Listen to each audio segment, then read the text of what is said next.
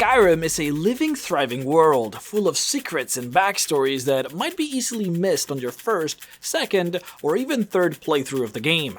The main quests take you on incredible journeys of discovery and war, but there is so much detail in this game that I will take just a few moments of your time to detail a few found in the very city where the whole conflict in Skyrim first took hold, the great fortress city of Markarth. Number 1. Hogni Redarm, the innocuous meat vendor at the very entrance of the city. By just hanging out close to his shop, you will notice a very strange behavior from this man, a strange fascination with meat. Many commoners from the city will claim him bizarre, nasty, and gross, especially the way he talks about his cuts. When some of the girls of the city approach, he seems to want to make it as gross to them as possible, showing them the blood of his venison and making them look. He chops his cuts in clear visual of the marketplace, filling the whole table and his clothes red with blood. So much so, in fact, that he was named Redarm for the fact that he never cleans his own hands of gore and crimson blood. There is a dark secret to him, one that might have been easily missed by most players. He was, in fact, one of the many cannibals found in Namira's Daedric quest. Part of venerating Namira, however, is not just about eating human meat, it's about the disgust that is brought upon by eating human meat. It's the taboo of the act that Namira revels in. And this is exactly what you see Hogni Redarm do. He's bringing disgust upon people, making them look as he chops flesh, keeping the blood of his scales in his clothes for all to see, and revel in the acceptance that they all give him in his craft. Of course, his greatest secret goes a little bit deeper than this, for Hogni Redarm actually sells human meat disguised as traditional cuts, forcing people to eat humans without them knowing. That is truly the greatest taboo that a butcher can muster. Number 2. There is nothing particularly interesting about Endon, the silversmith. He runs a very nice shop with the help of his daughter, and his wife runs a jewelry store in the city. There is an interesting small detail very easily missed about the unseen son of Endon though, that apparently he took off to join the Stormcloaks and fight the Empire. But that is not why we're here. The reason I'm bringing Endon up is because his house has one of the most interesting and well-known Easter eggs in the whole game. Pac-Man. In the bottom shelf of his bedroom, you will notice a cheese wheel beside a group of garlics and a bowl of glow dust.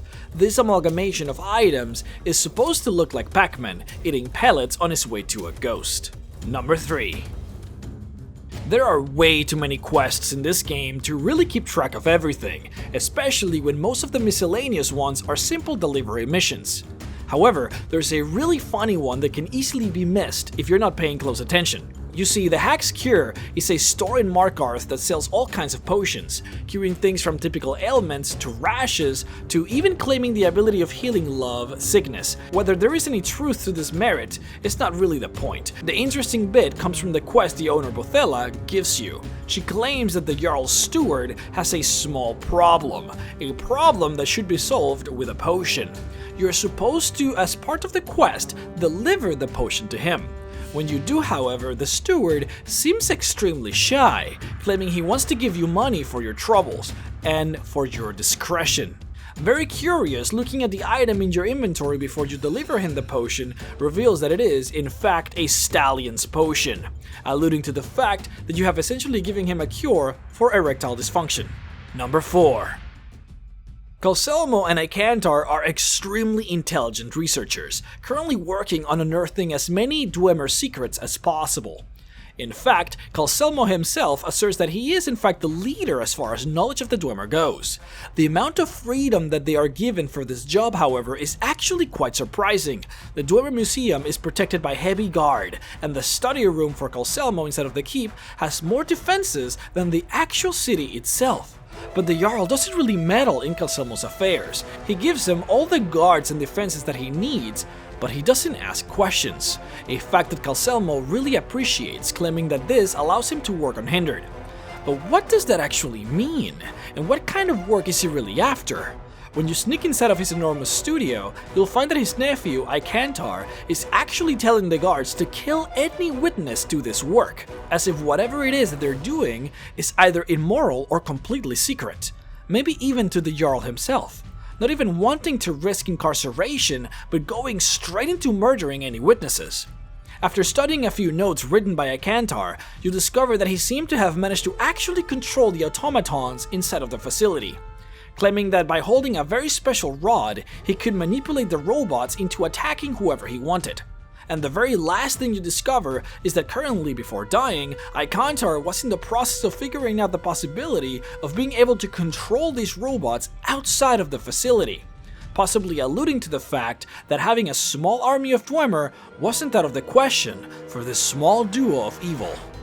Number 5. Rocky is the daughter of the owners of the Silverblood Inn, which means she's actually quite wealthy.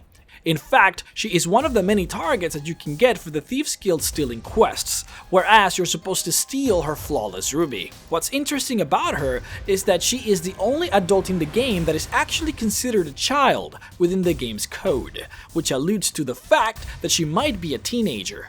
Makes sense when you actually notice that all she does all day long is complain to her parents and other people, and buy jewelry at the jewelry store. Her clothes, however, are extremely rare. In fact, there are only a literal handful of them in the whole game. They are called tavern clothes. These have become sort of a collector's item within the game, since only a few characters actually have them, and those that do typically do not respawn when killed. They even make an appearance in the concept art for the game Skyrim, clearly being one of the most revealing clothes in the game. Number 6. Ondolemar is the leader of the Thalmor Justiciars in the whole of Skyrim. They are essentially in this country to make sure that the White Gold Concordat is upheld, which means they must root out all Talos worship in the area. Because of this, Ondolemar is not the kindest elf in the city, since his job is literally to make people relinquish their god. What's interesting about him though is that when push comes to shove, he leaves. If the city of Markarth gets taken, he's never actually there to defend the interest of the Thalmor. However, if the Stormcloaks win during the war, you can actually find his corpse in the Hall of the Dead inside of Understone Keep, suggesting that he was found and executed for his role in the war. Number 7. Dogs don't tend to make great companions in Skyrim. They always run into enemy lines when you don't need them to. They have very low HP and literally no armor, and you can't really ask them to do things like a normal companion would. However, you have the possibility of obtaining a slightly stronger version from Banning, the war dog trainer in Markarth. He will sell you a dog named Vigilance who has twice as much HP as a normal dog, and is a lot better at stealth than other typical dogs, and he is such a good boy. Problem is, Banning has a little bit of a secret. He will give you a quest to deliver a spiced beef over to the Understone Keep, so that they can feed their dogs with it. This is a unique item, and it is also a very special collector's object, since you can actually pickpocket it from Voada after you deliver it. After doing Namira's quest, you actually get to find Banning in the table as part of the cannibals, and if you ask him there, he will say, and I quote, "Ah yes, the courier. I guess you know my secret ingredient for that spiced beef now." Banning had been feeding human meat to all the dogs in Markarth, probably even doing so in some regards to the horses in the stables as well, since as far as Namira is concerned, spreading foul behavior is what her subjects should be all about. Makes sense when you think about it too. People in Markarth always wondering how Banning had the ability to teach dogs to be so ferocious against bandits and Forsworn, when in reality, it was because his dogs had been grown to enjoy the taste of human flesh. Number 8. There are those of us who really go in depth with the story of Skyrim, read it and consume it, but then there are those of us who mostly just play the games without worrying too much about figuring all the details out. And for those in the latter, you might have missed what was essentially the beginning of everything that turned Skyrim into what it is today. The very start of the war. You see, the Imperials and the Stormcloaks are in battle. The Imperials side with the Thalmor to maintain peace, while the Stormcloaks are trying to take their country back from the Empire and become independent. This actually started in Markarth. 25 years ago, the Forsworn had invaded and conquered Markarth, and so the Jarl looked for Ulfric Stormcloak and his militia to help in driving them back, promising the people and Ulfric free reign in worshipping Talos if they succeeded. And he did succeed. However, pressure from the Empire and the Thalmor made the Jarl rescind the offer. Not only that, but the Empire was forced to imprison Ulfric Stormcloak for his Talos belief. This built an anger inside of Ulfric for the Empire deep within his gut, exacerbated by the fact that Ulfric's father actually died while Ulfric was still in prison, forcing him to do his eulogy through a letter that he managed to smuggle out. It is believed that this was the real catalyst into what essentially became the Skyrim Civil War, and it all started right here in Markarth. Number 9. The city of Markarth actually lies in what is essentially an abandoned Dwemer stronghold, a stronghold called Nuance Zel. The Underkeep where the Jarl is sitting is the upper side of this enormous complex. What's interesting about this whole thing is that typically Dwemer cities are underground, but this one is a little bit different. This very awesome concept art for Markarth shows you how it is supposed to look like outside of the game engine. So as you can see, clearly the Dwemer were particularly adept at building even outside of cavernous entrances. The people that now live in this place simply took over the remaining buildings without doing much changes. You can tell when you actually start visiting some of these houses that even the actual beds are made out of stone.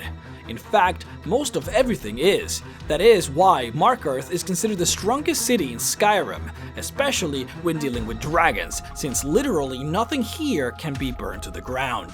Number 10.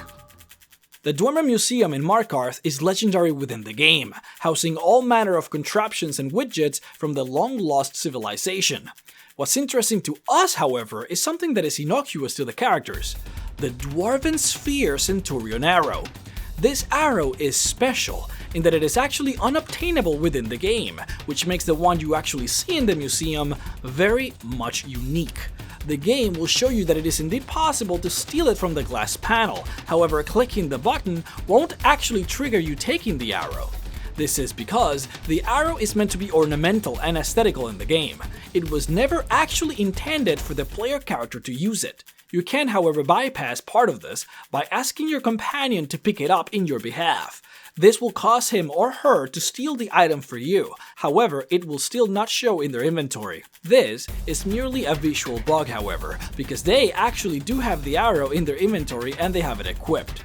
This will only work though if you removed every other arrow from their inventory in the first place. After doing this, you will notice that your companion, upon shooting her bow and arrow, will start to actually use this unique ornamental object as ammunition. You still won't be able to pick it up even after the fact, however, the arrow completely transforming into a normal Dwarven arrow upon pickup. And that's it, guys. Make sure to leave me a like if you actually did like the video, and of course a comment on what you want me to do next. Also, support me on Patreon if you like this sort of content. I will be keeping you guys updated on what's going on with the channel over there, and on Twitter, follow me at Mr. Rex. Have a good day, guys. Thanks for watching.